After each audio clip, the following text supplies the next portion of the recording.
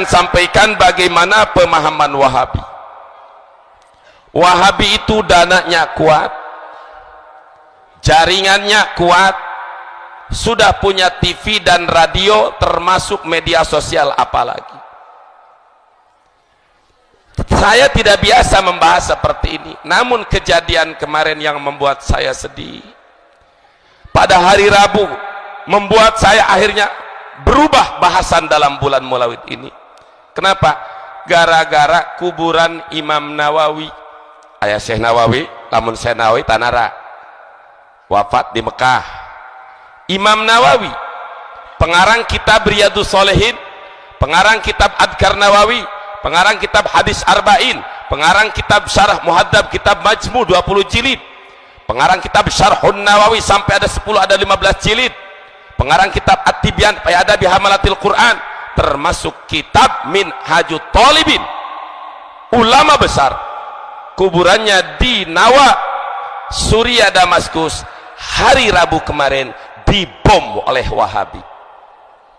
Ini yang membuat saya marah. Ini yang membuat saya sekarang bahasan beralih dari tanggal 1 bulan Maulid sampai kepada hari kemarin saya terus tentang peringatan Maulid. Tetapi dari mulai malam tadi di Sagak Balaraja dan di Warudoyong Jayanti sampai yang ketiga kali ini dan seterusnya, saya akan terus-terusan bahas kupas tentang Wahabi karena ini bahaya. Perlu diketahui, Imam Nawawi, Imam Muhyiddin Nawawi itu ulama besar, gurunya ulama sedunia, ulama Ahlussunnah wal Jamaah. Salah satu kitab Minhajut Thalibin, Minhajut Thalibin disarahanku kitab Tuhfatul Muhtaj, disarahanku kitab Mughnil Muhtaj, disarahanku kitab Nihayatul Muhtaj, disarahanku Mahalli, disarahanku kitab Sirajul Wahad.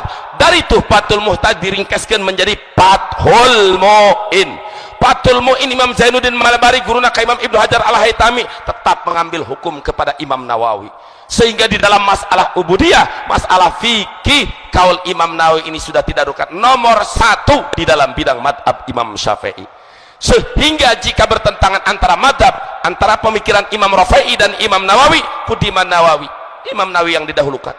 Masya Allah, hidup di abad 7, 700 tahun yang lalu beliau hidup, kuburannya terjamin aman.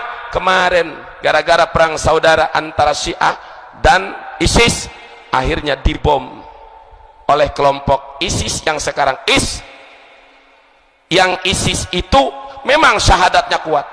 Saya tekankan di sini banyak intel atau polisi dari TNI ataupun Polri.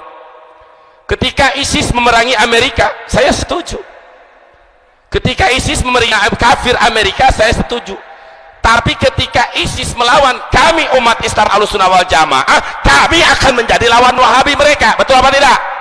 Siap lawan Wahabi, siap lawan Wahabi, siap lawan Wahabi. Takbir.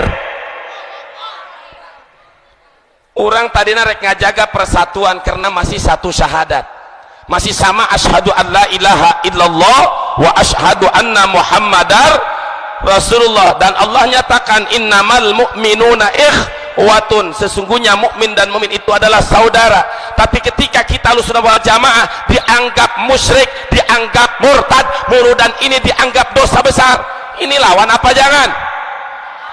Oke, fitnah. Ini saya bawa kitabnya. Kalau tahun 2011 sampai tahun 2014 saya bawa kitab Ahmadiyah. Sekarang saya ganti posisi, setiap ngaji saya bukan bawa apa-apa, kitab Wahabi. Ini kitab Wahabi. Setiap saya berangkat umroh, pulang balik kitab Wahabi di Mekah, karena pusat Wahabi di Mekah. Kenapa saya bawa beli kitab Wahabi? Aing lain rek jadi Wahabi, tapi hayangnya sejauh mana pemikiran Wahabi, di mana kesesatan mereka, sehingga kita mampu untuk mendebat dan melawan mereka. Betul apa tidak? Ini saya sampaikan. Ini namanya kitab Fadlul Islam. Kitab Fadlul Islam. Artinya kalau bahasa orang bahasa Gunung Kencana mah keutamaan agama Islam. Namanya bagus. Fadlul Islam namanya keistimewaan Islam. Tapi di dalam kitab ini yang dikarang oleh gembongnya Wahabi, yaitu Muhammad bin Abdul Wahab. Yang disebut Wahabi itu dari Muhammad bin Abdul Wahab. Saya buktikan melalui rekaman video ini, mungkin akan bisa menyebar seperti bagaimana video-video yang lain. Kita Ahlussunnah wal Jamaah Ahlus sunnah wal jamaah sebagaimana di dalam kitab I'anatul Talibin yang bersumber tetap dari Imam Nawawi di dalam kitab Tahdzibul Asma wal Lugha, dibagi bid'ah itu tidak semua dolalah.